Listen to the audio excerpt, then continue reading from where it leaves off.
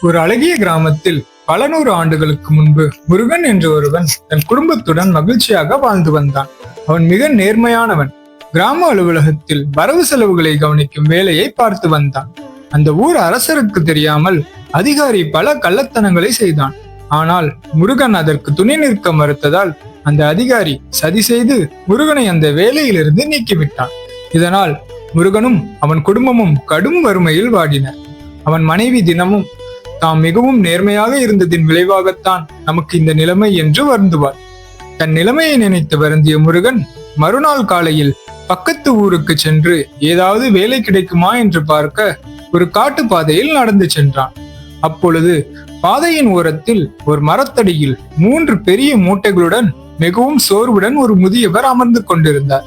ஐயா, இந்த காட்டுப்பாதையில் தனியாக அமர்ந்து கொண்டிருக்கிறீர்களே, ஏதாவது பிரச்சனையா?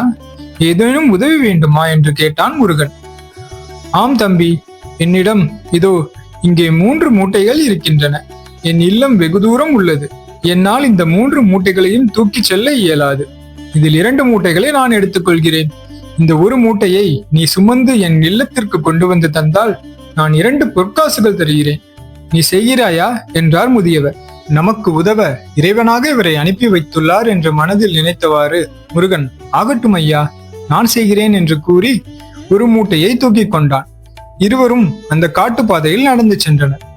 போகும் வழியில் முருகன் தன்னை பற்றியும் தன் நிலையை பற்றியும் அவரிடம் கூறிக்கொண்டே வந்தான். சிறிது நேரத்தில் ஒரு பெரிய ஆறு குறுக்கிட்டது. முருகன் அந்த மூட்டையுடன் ஆற்றில் இறங்கிய போது அந்த முதியவர் கரையிலேயே நின்றார். ஐயா, என்ன நேர்ந்தது? ஏன் நின்று விட்டீர்கள் என்று கேட்டான் முருகன். தம்பி, என்னால் இந்த 2 மூட்டைகளையும் எடுத்துக்கொண்டு ஆற்றை கடக்க முடியாது. இன்னும் ஒரு மூட்டையை நீ தூக்கி கொண்டால் மேலும் 2 பொற்காசுகள் தருகிறேன் என்றார் முதியவர். முருகன் உடனே ஒப்புக்கொண்டு இன்னொரு மூட்டையும் தூக்கி கொண்டு ஆற்றை கடந்து சென்றான். வெகு தூரம் நடந்து சென்றதும் ஒரு சிறிய மலை வந்தது. முருகன் வேகமாக மலைப்பாதையில் ஏற தொடங்கினான். ஆனால் அந்த முதியவர் சோர்வுடன் அருகில் இருந்த ஒரு கல்லில் அமர்ந்து விட்டார். ஐயா, என்ன ஆயிற்று என்று கேட்டான் முருகன். தம்பி, இந்த மூட்டையை தூக்கி இந்த மலை மேல் என்னால் ஏற இயலாது. ஆனால் இந்த மலையின் உச்சியில் தான் என் வீடு உள்ளது என்றார் முதியவர். முருகன் உடனே, ஆகட்டும் ஐயா, அந்த மூட்டையும் என்னிடம் கொடுங்கள், நான் சுமந்து வருகிறேன் என்றான். முதியவர் சிறிது தயங்கியபடி, தம்பி, நீ வைத்திருக்கும் மூட்டைகளில் இருப்பதோ வெறும் துணிகளும் பழங்களும் தான். ஆனால் இந்த மூட்டையில் முழுதும் தங்க நாணயங்கள் உள்ளது. நீ இதை எடுத்துக்கொண்டு ஓடினால் உன்னை என்னால் துரத்தி பிடிக்கவும் இயலாது என்றார் முதியவர். முருகன் புன்னகையுடன், ஐயா, கவலைப்பட வேண்டாம், நான் திருடன் அல்ல, நான் அவ்வாறு செய்ய மாட்டேன், என்னை நம்புங்கள் என்றான். ஏனோ அந்த முதியவருக்கு முருகனிடம் நம்பிக்கை ஏற்படவே முதியவர் அந்த மூட்டையையும் முருகனிடம் கொடுத்தார். முருகன் 3 மூட்டைகளுடன் முன்னால் சென்றான். பெரியவர் பின்தொடர்ந்தார். முருகனின் மனதில் இப்போது பல எண்ணங்கள் தோன்றின. தாம் மிகவும் நேர்மையாக இருந்ததின் விளைவாகத்தான் நமக்கு இந்த நிலைமை என்று அவன் மனைவி கூறியது நினைவுக்கு வந்தது. அதனால்தானே அந்த அதிகாரியும் நமக்கு எதிராக சதி செய்தான். ஒருவேளை இறைவன் நமக்காக கொடுத்த ஒரு வாய்ப்போ இது என்ற எண்ணம் கொண்டான். இதை எடுத்துக்கொண்டு சென்று விட்டால் யாராலும் நம்மை கண்டுபிடிக்க முடியாது என்றும் யோசித்தான்.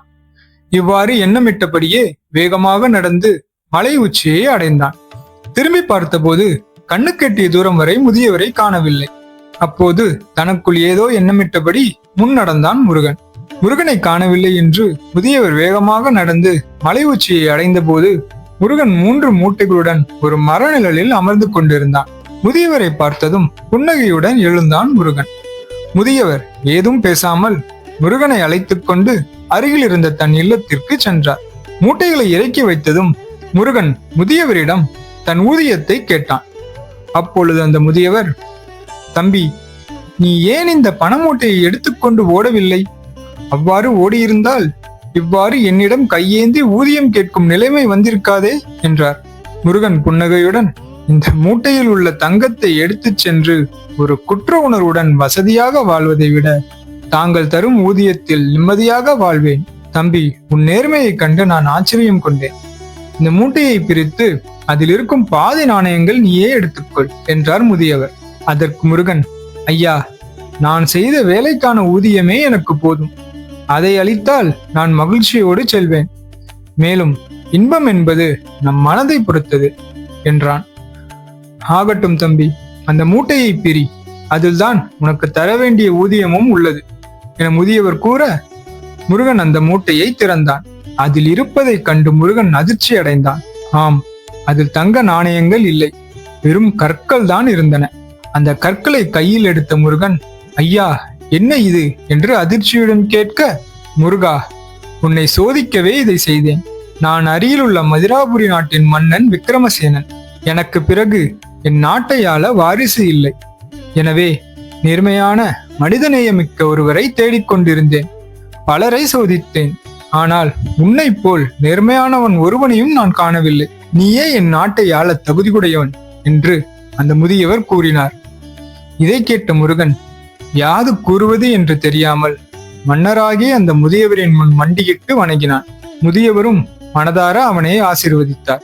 பின்னர் சில தினங்கள் கழித்து முருகன் மதுராபுரியின் மன்னனாக முடிசூடப்பட்டான். நண்பர்களே, இயற்கையிலேயே மனிதனின் சிறந்த பண்பு நேர்மையாகும். நேர்மையான வாழ்க்கை நம்பிக்கையையும் மதிப்பையும் உருவாக்குகிறது. நேர்மையாக இருப்பவர்களுக்கு சில நேரங்களில் சில இன்னல்கள் வரலாம், ஆனால் இறைவன் என்றும் அவர்களை கைவிட்டதில்லை. நேர்மையற்ற போக்கை கடைபிடித்தால் வெற்றி பெறலாம், ஆனால் அது தற்காலிகமானதுதான். நேர்மையால் கிடைக்கும் வெற்றி என்றும் நிலைத்து நிற்கும். நேர்மை மனிதனை உயர்வின் உச்சிக்கே கொண்டு செல்லும் என்பதற்கு சான்று இந்த முருகனின் கதை. எனவே வாழ்க்கையில் நேர்மையுடன் இருங்கள், நம்பிக்கையுடன் இருங்கள். காலம் நிச்சயம் மாறும். நன்றி. இந்த காணொளி தங்களுக்கு பிடித்திருந்தால் இதை தங்கள் நண்பர்களுக்கு பகிரவும். அத்துடன் எங்கள் ட்வின் கதை ஸ்டுடியோ யூடியூப் சேனலை சப்ஸ்கிரைப் செய்யவும். நன்றி.